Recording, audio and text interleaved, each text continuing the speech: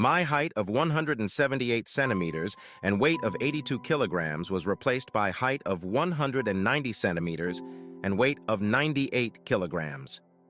The only problem was that my successor wasn't as good as me. Do you know what it's like to be beaten and abused by such a big man? Well, Susan knows now, and she may have gotten remorse. Well, you should, because she's the last person in the world I'll ever feel sorry for, especially since she doesn't look as stunning as she once did.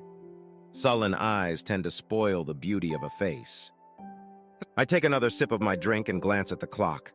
11:22, 18 minutes since I last looked. The living room is almost hidden by darkness, the curtains drawn. I like the dark. I can lose myself in it and nothing can hurt me there. I mean, nothing but a wife with secrets. I'd been divorced from Susan for 3 years when I met Beth. She was nothing like Susan. At 155 centimeters tall and 46 pounds, she was 15 centimeters shorter, 18 pounds lighter, and I was attracted to her from the start. I lie to most people about how we first met. I made up a romantic story about how we bumped into each other while buying Valentine's Day gifts for our significant others at the time. How we had coffee at a coffee shop and haven't left each other's side since that night. It was actually a blind date organized by my sister.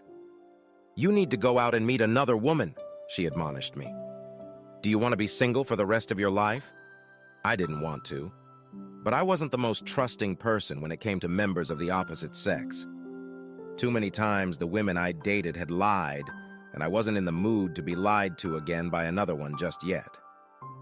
So I was a little picky about who I dated. Beth was from American Insurance Corp, where my sister Vicky worked in inside sales. Beth was the personal assistant to the head of marketing, a 40-year-old woman who would eat her own children if she found someone stupid enough to want to breed with her. After meeting her just once, I didn't think there was a man in the world who would take on that task. At least not any sane man. Beth just showed up one day at a private barbecue party at Vicky and Dave's house. She was cute, petite, and had a big smile on her face when my sister came over to introduce us. We seemed to be pushed towards each other all evening by everyone there. "Don't you get the feeling that we've been set up?" she asked after we were strategically seated next to each other at the table. "What was your first clue?" I clarified. "The blood test they took from us as soon as we walked in, or when we were handcuffed to each other so we wouldn't get lost." "What about the priest with the prayer book who stared at us all night?" Beth asked with a muffled laugh. "It was nice, though, when Dave slipped me 2 tickets to a Caribbean cruise and wished us a nice honeymoon."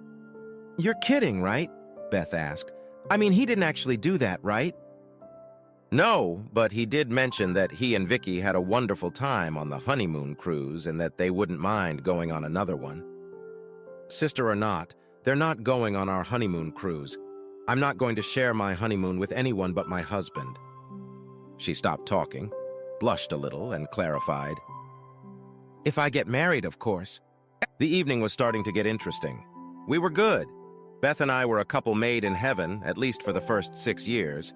And yes, we spent our honeymoon on a ship in the middle of the ocean. We left our cabin a total of 8 times. 1 was mandatory. They called it a gathering. And the other 7 times were to dance at one of the 4 nightclubs on board after dinner.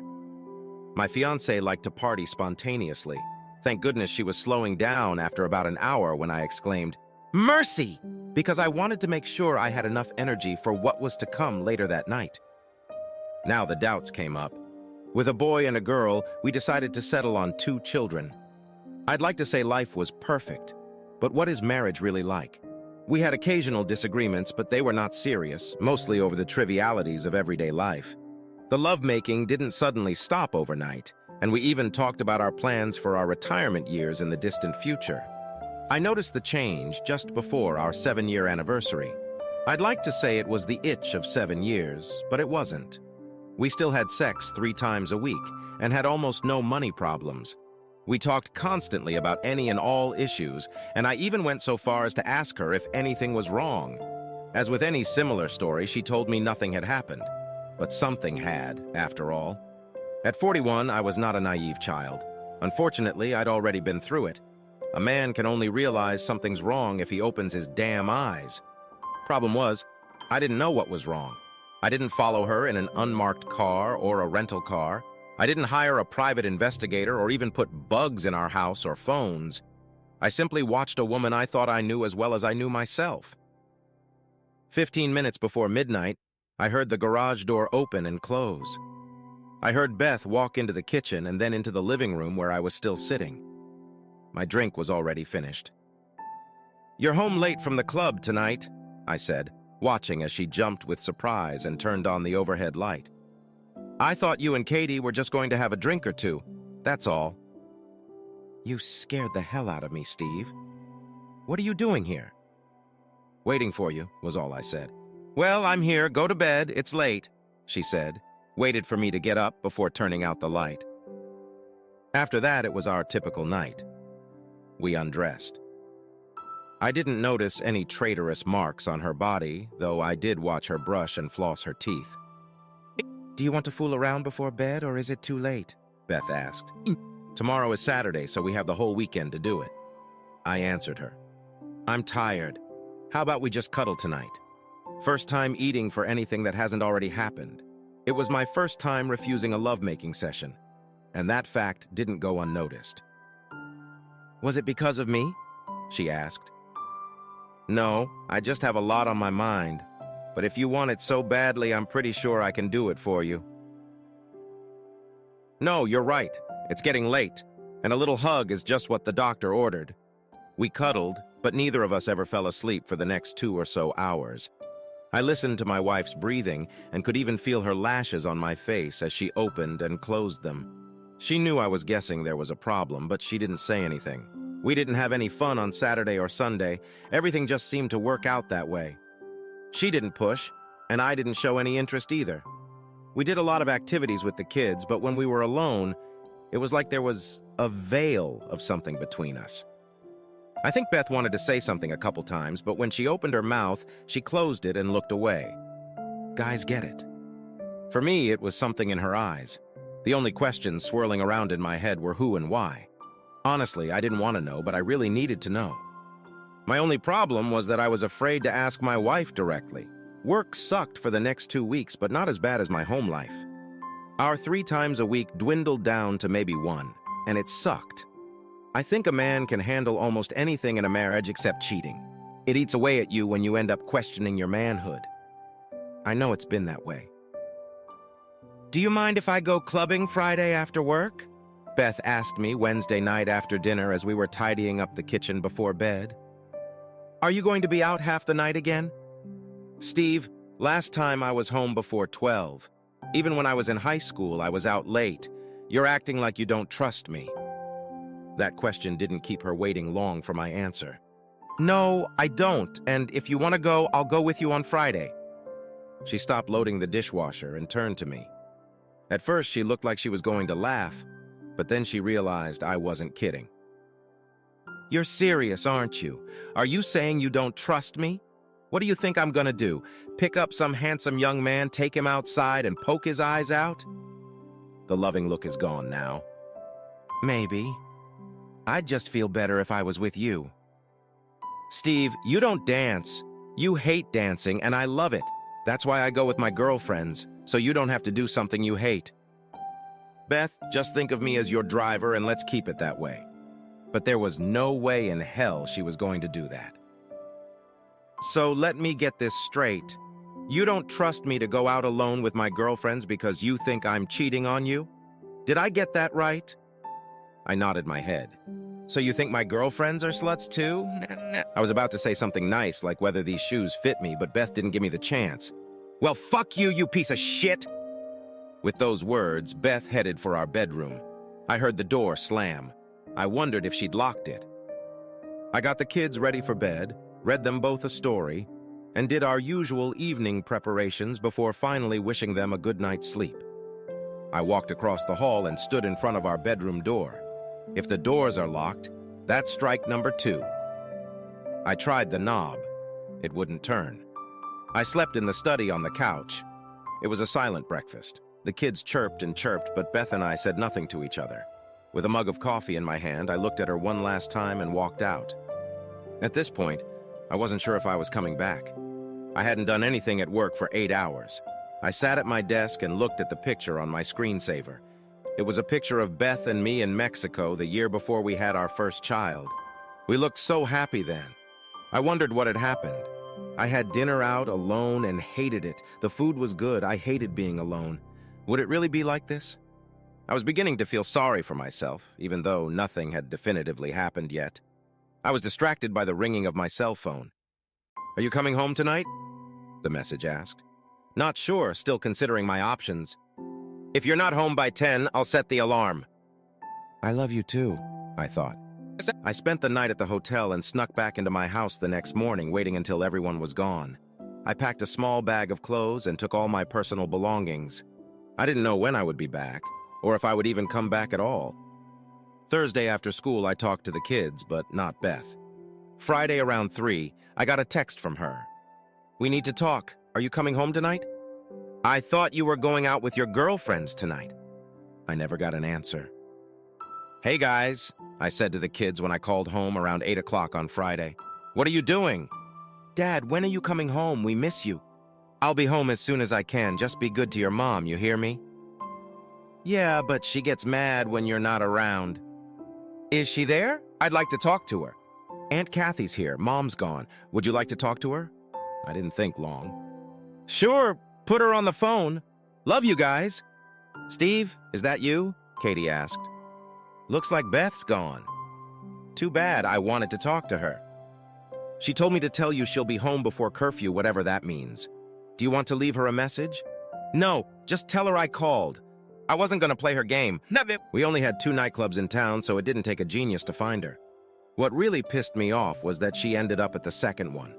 I spent $10 at the first one just to make sure she wasn't there. The club was crowded, the music was deafening, and I had no idea why I was even there. I grabbed a beer at the bar and went looking for her. I found Beth and her 3 friends on the dance floor. The guys they were dancing with seemed to be about 10 years younger than them. I watched them for about an hour and a half. Beth didn't leave the dance floor, even when the slow dance was playing. There were a lot of hands roaming her body, but at least she wasn't having sex with them right there on the dance floor. I could tell she'd had more than enough to drink, but was managing not to fall over drunk. When a waitress walked by, I stopped her and ordered Beth her usual drink. "Tell that lady she makes a good kitty." I tipped the waitress $20 and left. I was halfway to the hotel when I got a message on my cell phone. "You're not man enough to dance with me?" "Looks like the college guys have already filled out your dance card. I hope you're using condoms." "Give me a break," was her quick reply. "We haven't done that in a while." "Well, at least I haven't." I disconnected the phone. Monday, I had another unproductive day at work, and my boss finally spoke up to me. "Steve, if you're not going to work today, then go home. I'm not paying you to look at your screensaver." "Sorry, I'm having a little problem at home," I replied. "Well, then solve it at home and work while you're here, or you'll be spending more time at home than you'd probably like." I took the hint, but he was right. I couldn't solve my problem here at work or by text message. At 6:30 in the evening, I walked into my house. Beth wasn't home yet. I carried my bags upstairs and was putting everything in its usual places when I felt someone's gaze on my back. "Yes, I'm back. And no, I'm not leaving again," I announced. When I turned around, she was gone. I finally threw the dirty clothes in the laundry basket and went downstairs to try to wrestle the lioness into the kitchen. Beth, of course, was trying to make as much noise as possible, banging pots and pans before she started setting the table. "Aya?" I grabbed a glass of wine, sat down at the kitchen table, and watched her. "You could at least help me," she said, turning to face me. "What do you want me to do?" "Well, you could get your ass up, make sure the kids are washed, and help me finish setting the table." Well, since you asked so nicely, how could I say no? I followed the kids while they washed up, helped finish setting the table, and even got the sauces out of the fridge. Today, we had Mexican food with roasted peppers and onions. The kids started telling me what I had missed. The rest of the time, Beth and I exchanged silent glances. It was a long, quiet evening. We never exchanged a word with Beth, but I knew that after the kids went to bed, the silence would end. and I was right. "Listen to me very carefully, asshole," Beth began to say. I stood up and headed for the stairs. "Where the hell did you go?" she shrieked. "Get away from you! When you can talk to me respectfully, I'll listen to you, but not before."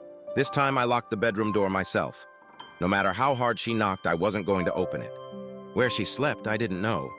But when I walked into the kitchen this morning, post-shower, shaved and looking awake as hell, Beth was out of breath. "How's everyone doing this fine morning?" I asked cheerfully.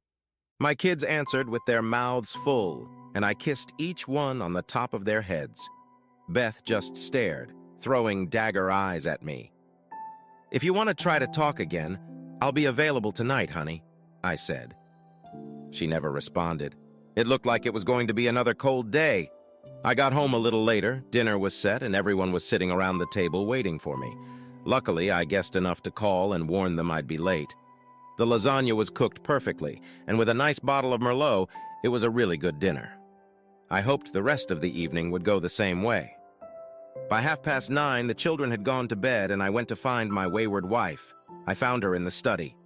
"Are you making the bed?" I asked sarcastically. "Very funny. If anyone should be sleeping here, it should be you, not me." "Well, I sleep in my bed upstairs, with or without you." She didn't answer. "Do you want to talk tonight, or are you just going to let it go on a little longer?" "I don't know what there is to talk about. You think I've cheated, and I know I haven't." Beth was standing in front of me with her arms crossed. "Okay, then I'll start," I said, walking over to the bar and pouring myself a drink. "How long have you been bored with our lives, or me specifically?" I sank into the chair at my desk and just stared at her. She didn't say anything. "Okay, I'll ask it another way. How long ago did you start looking for fun outside of our marriage?" She still didn't say anything, but she looked a little more unsure of herself now. "Okay, so it seems, as before, it's just another waste of my time. Tomorrow I'll talk to Rick and start the paperwork." Rick was a lawyer friend of mine. I got up to leave. 6 to 7 months, she said as I walked to the door. "I've been bored with life for the last 6 months. Is that what you wanted to hear?" "Not really." I stopped and leaned against the door jamb. "Go on. I don't have anything to say." I woke up one day and realized that I'm a mother tied down with 2 kids, and nothing is going to change for the next 15 years or until the kids go off to college. Don't get me wrong, I love them to death, but I'll be in my 50s before we're carefree again. I guess I just got depressed. I started to think back on what had changed by the time these girls' get-togethers started. Well, I'm in the same boat as you, and you can't tell me to complain and look for some weird stuff on the side. Steve, you're not the guy to do that. And besides, and don't take this the wrong way, but you like our life the way it is. She was right about that. So where are we at? You want to leave me? I'm not going to let you have an affair just so you don't feel old and ugly. That's never going to happen. Steve, I'm not looking for an affair. Just once a month, I try to relax and prove to myself that I am still attractive to others. Like what I saw you do last night? Yeah, that's right. I had a good drink, danced my ass off, flirted with a lot of cute guys, and came home untouched. Technically, you didn't come home untouched, and I wasn't there when you came home. What if you drank too much and let one of your sexy young dance partners take what is rightfully mine? That won't happen. That's why we go as a group. Each of us looks out for the other, so nothing can happen. Steve, it's not like we're gonna pick up guys there, for God's sake. But by your own admission, that's exactly what you're doing. I offered you a ride on Friday, but you turned me down, and now I know why. Steve, I love only you, and I want to be your wife forever. Are you telling me you're willing to spend eternity with a boring guy? If I were you, I certainly wouldn't want that. How about this? I'll have Rick draw up the papers, but keep them without suing. You can go to your girls' parties alone, but if anything happens, I'll tell him to go ahead and file. But if you're not with me, how will you know if I'm out of line? Oh, that'll be easy. I'll hire a private investigator to videotape you during your night outs and send me the footage. If I don't like what I see, I'll have Rick file a lawsuit and we can fight it in court. But remember, we both signed a prenup, and if one of us cheats, he loses custody of the kids and everything else. I've been burned once before, and I went into this marriage with my eyes wide open. Steve, you don't trust your wife? No! Don't you remember asking me the same question 2 weeks ago and what I told you? No, I didn't trust you then. And I certainly don't trust you now. It wasn't something we agreed on. So, your way or my way? In my opinion, it's just a show of respect for my partner and a commitment not to do anything that might jeopardize our marriage. I think it has something to do with the vows we made about 7 years ago. I hope you remember them, don't you?